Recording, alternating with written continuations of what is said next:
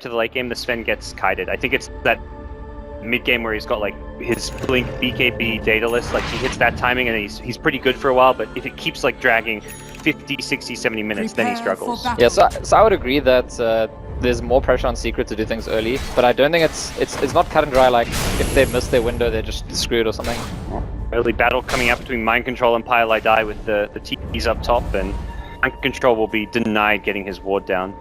He TP'd up there without any items, so he was looking for the fast ward and does get prevented. It's super important. It's even more important than it was back when it was more popular to TP for that ward, because offlaning has become a lot more difficult. And wow, this is actually interesting. A smoke from Secret.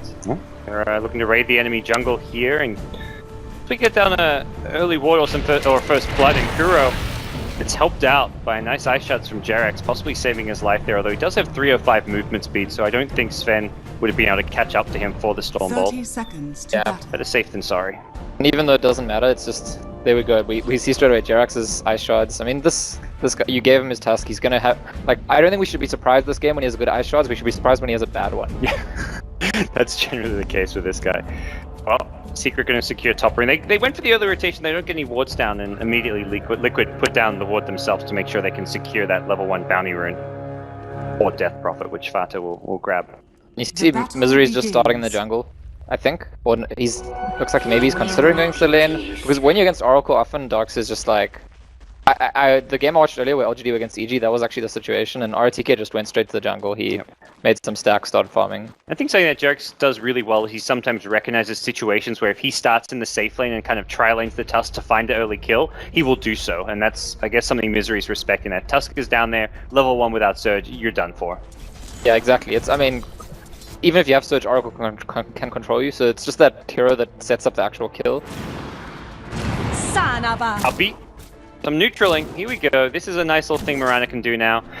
It just means you can be off the map, creating that scare of an arrow coming into one of the lanes, while also getting a bit of levels here. So he can even do this once again when this camp respawns if he really wants to be a bit more greedy. So yeah, I mean, this is not the thing you see in pubs where people like jungle or Ancients Mirana. It's like you're running around arrowing lanes, and in between you're just getting some value. That's really the purpose. And he's gonna take one more big creep here as mid lane. Oh, Weeha taking quite a bit of damage from the Soul Siphon. Gets pulsed back a bit more, and there we go. Puppy, he hits level 2.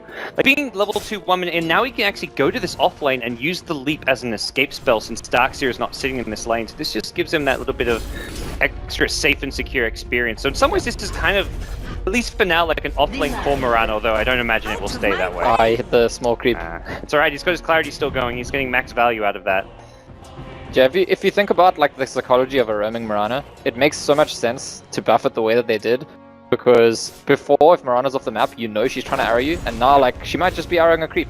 So it makes the gank potential a lot higher. The enemy team doesn't know. I mean, in this case, they're gonna know because Mirana's actually taking the off lane now. Yeah, it looks like Kuro actually managed to leech that XP from the Dark Troll as well, making Puppy didn't quite get as much out of it as he would have liked. 2-minute rune coming up, and Kuro and Puppy, can't we just be friends again?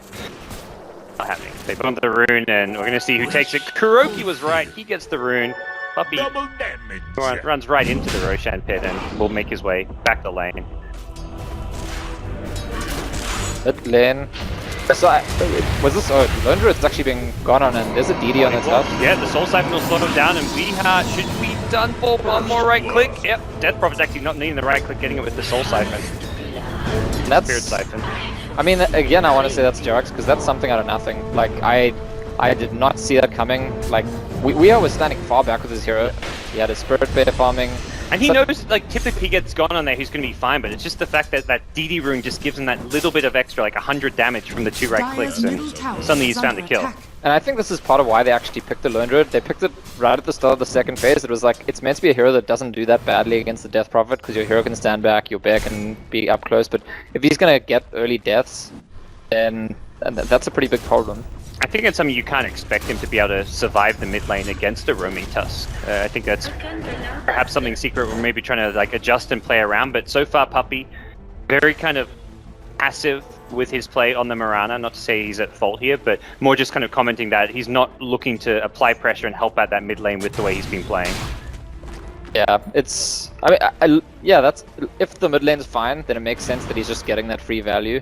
but as soon as the mid lane starts struggling, then it feels like, oh, well, he could have been doing more. And I mean, advantage Jerax at this point, and honestly, I don't think anyone's roaming anything is as good as his roaming Tusk is, so... Is an Iron Talon coming out? Yeah, you betcha. Iron Talon, Tidehunter, he wants to farm up some jungle. Puppey came in with a sentry which could have blocked the camp and also allowed him to de-ward this Observer Ward. He's going to arrow and steal some neutrals here, but Tide, he's back. He can stack this, he can start farming it with the Iron Talon, so... I think he... I'm not sure if he tried to tango that or that was a misclick there on his part, but... This is another good thing about the roaming Mirana actually, because offlaners are doing this more and more. Like, it's difficult to stay in the offlane, they go to that camp, and the Mirana can actually just very easily come interfere, steal your creeps, steal your XP, block your camp. Soul Siphon, pretty useful against the Spirit Bear as well, it turns out. Misery's jungle time has not exactly been that fruitful here. He's only level 3.5 now. We'll be about to hit level 4 at this camp and may look to start applying pressure on some of these lanes. He's grouping up both supports also here in the mid lane. This is looking like a clear smoke coming out from the 3 secret heroes. We'll have to see where they look to head. Possibly the Ember Spirit pre-level 6 could be a prime target for them. Yeah, I'm concerned moving forward. I think it's important that Secret make successful plays like this, because there's going to be a point where Eternal Envy wants to farm the jungle. You see he's like starting to level cleave very early on, and then Darkseid doesn't have that space, and Lone Druid, if he's behind, doesn't necessarily have that space. So they need to make some actual plays, and they go for the Ember Spirit right before he gets 6. Gets off the Flame Guy, gets a bit of extra survivability because that Kuro goes in with a punch. But Tumberman's still fairly tanky, Searing Chains, and should be out of here. Puppey able to lock him in place long enough with the Sacred Arrow, and Ember will be back to safety here and also getting closer and closer to the level 6. So important for him. It's very difficult for them to kill him once he's level 6. I mean, if they can stand this, there's always ways to kill him, but let's say Oracle is standing behind Ember Spirits. It's near impossible for Ember Spirit to die then. I was keeping an eye on Oracle before that gank because Kuro was like 1 creep XP from hitting level 4, which would have been the first point in Fate's Edict, which would have given Ember Spirit even more kind of invulnerability to that gank. You pop it on him if he's trying to run away, and you just block a lot of that magic damage coming out from Iron Shell, and possibly even a magic missile if you're there in time. So even without that Fate's Edict, they didn't have any problem getting away. Yeah, so I mean, for me then the comparison becomes, it's no, you know, at this point killing Ember Spirit early on is going to be very difficult. He's going to get free farm. Sven is also getting free farm. I think Sven's free farm is worth a lot more, especially if he's doing this like early farming build, taking the cleave, buying the Quelling Blade. He's probably going to clear through the jungle. Sven can actually get 1 item ahead of Ember Spirit. Eternal Envy just use God Strength just to push the wave. Dang. He's got, yeah, I guess he wants to push the wave and then farm the neutral camp here. Farm it twice, so I guess maybe the God Strength will wear off before the second time, but... efficiency plays, I guess you could say. He's got no one in his lane, no opportunity to use it, so he says, like, yeah, let's push the wave and farm some neutrals. I wonder if he'll go for the... What I've seen before is when Svens go for this cleave build, sometimes the treads mask him out as blink, and you actually farm him almost anti-mage rate in the jungle. You just go nuts. It sounds counterintuitive to blink with just 1 point in the stun, but like you say, you blink around from camp to camp, and Helm of the Dominator always kind of the other like obvious item to get when you've got the cleave build, because you want to be able to stack neutral camps, stack ancients, although ancient stacks so far have just been manually done by Team Secret. Yeah, Helm of Dom is actually by far the more mainstream item on Sven these days. But for the super farm build, I think Mask Madness is a bit better. But... Envy, they're going on him, they're TPing up the Death Prophet, and they want this kill. This is going to be a tough escape for him. TP's coming in from Team Secret, Arrow going to go flying. Do they dodge it with the snowball? Not sure that was the plan, but it worked out just fine. I don't even think they had vision of it coming in, and Liquid get a key kill on the Sven, and in a position where they could apply some pressure up top with Exorcism available. The double damage Death Prophet, the one rotating in and causing that to happen. And Jerax immediately says, okay, Death Prophet TP'd up top, let's TP myself mid to make sure Lone Druid doesn't get any damage on this tower. Envy bought a Helm of Iron Will as he was dying, so it will be the Helm of Dawn build for him this game, which is, I think, the mostly standard Sven build these days.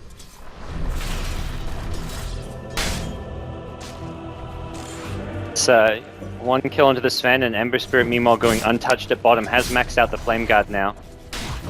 Hero, you've always got to be worried about rotating to these other lanes now as well. It's not just, and that's the thing, like Liquid, you try and go somewhere on the map, you've got a Death Prophet, you've got an Ember Spirit, 2 heroes who can very easily rotate and make those kind of gank plays.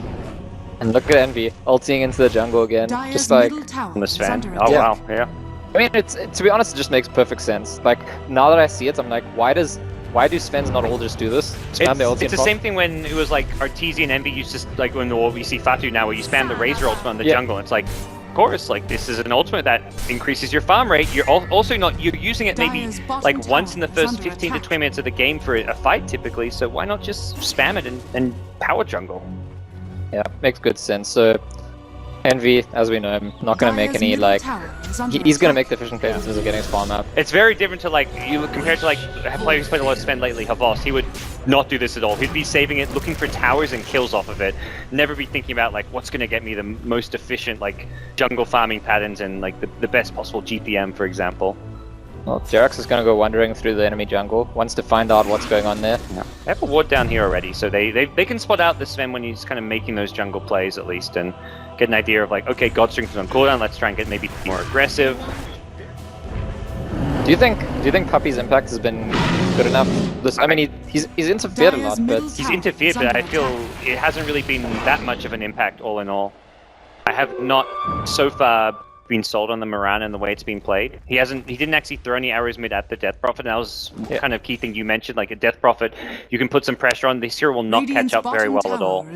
Yeah, I honestly feel like it was maybe part of the plan, and then they were like, Darkseer can't actually be bot, he needs to leave. Hey wait, Mirana can be bot, and then everything just kind of fell into place, but... And the other thing was Tusk kind of camped mid too, so you hit an arrow, you could just snowball and keep the hero alive during that period of time.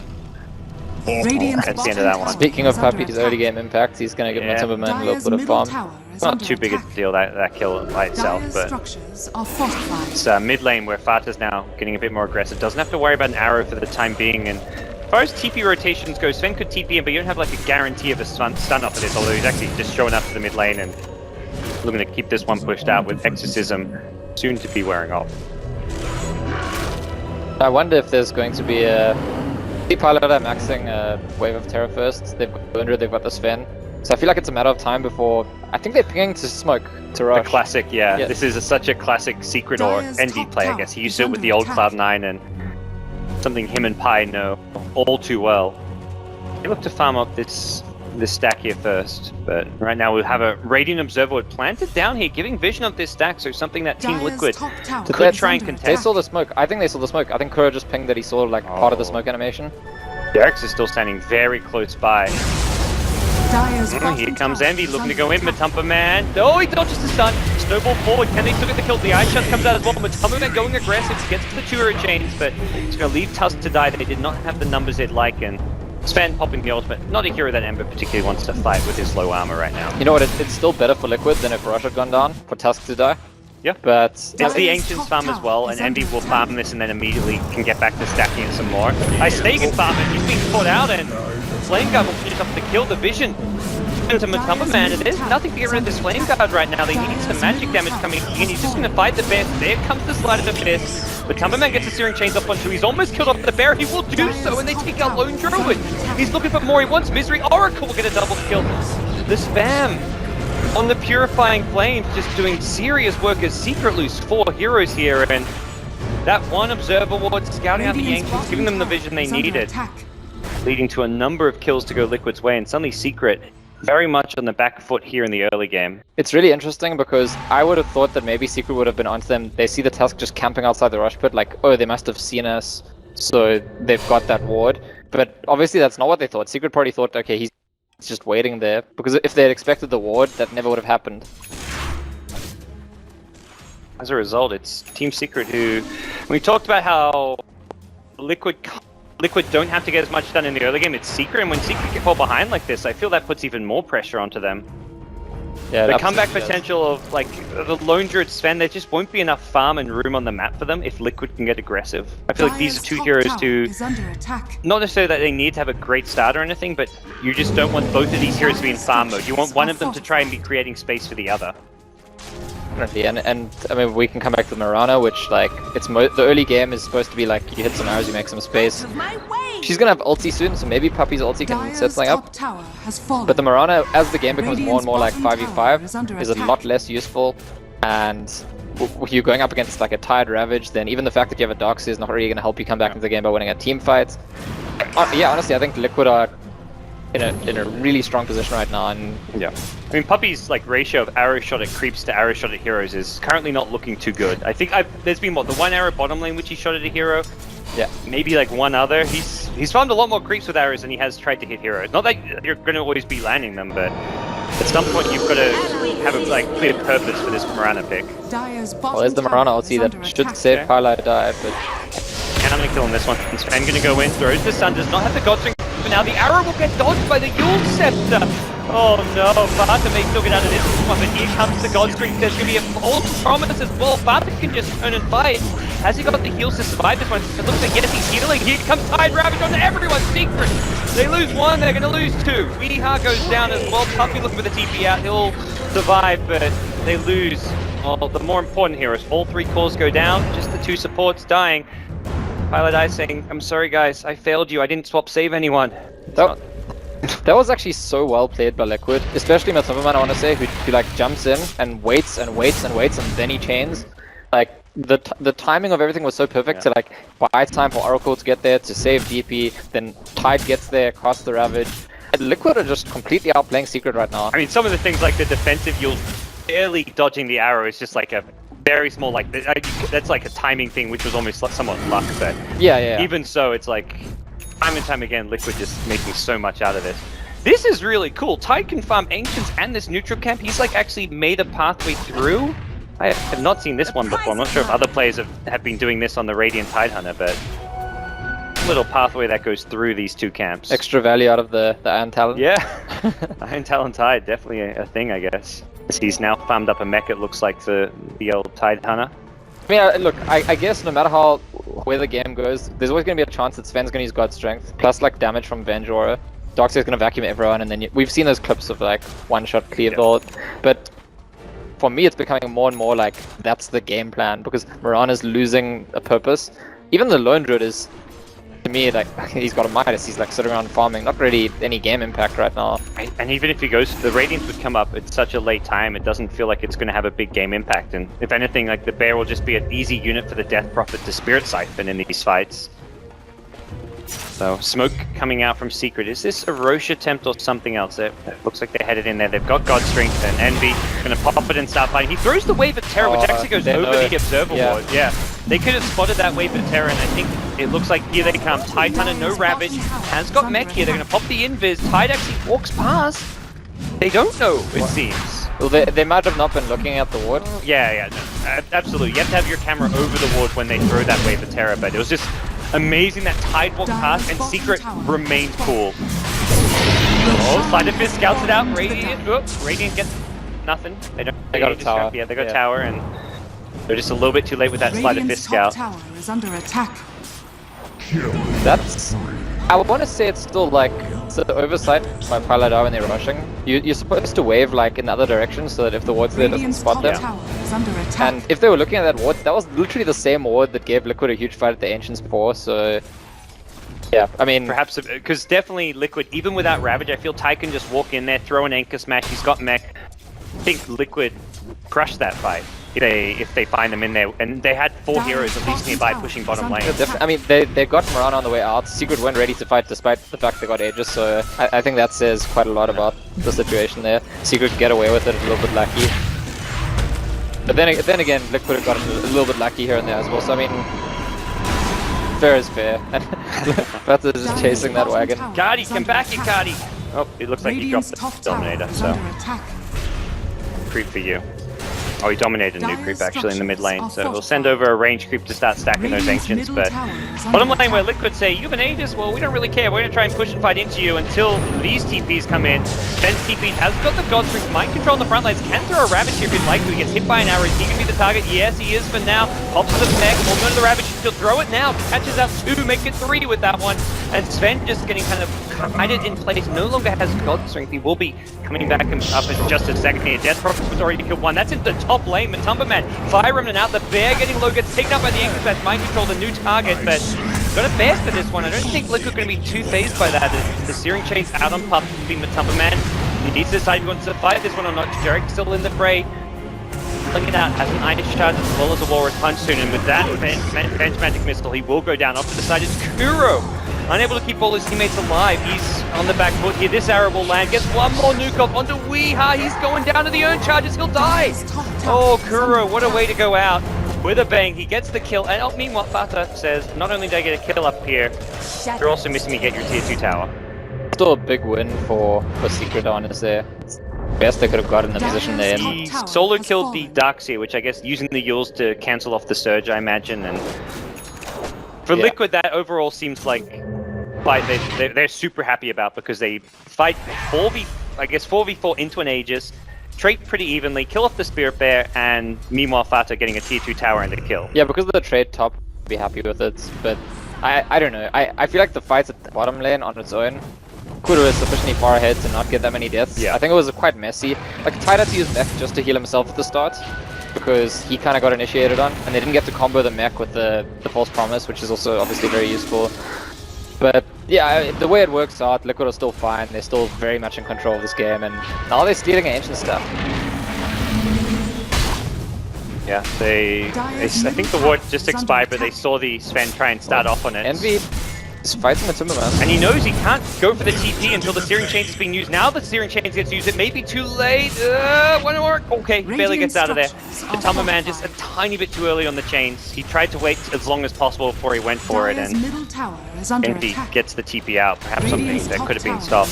So what's the reason you think that he uses the chains and doesn't just wait? Is it like, you know, forcing a decision or something, like you either have to TP now or... I think he thought it was probably running out of time since he's near a tier 2 tower. Maybe he's afraid of like a rotation coming in, or...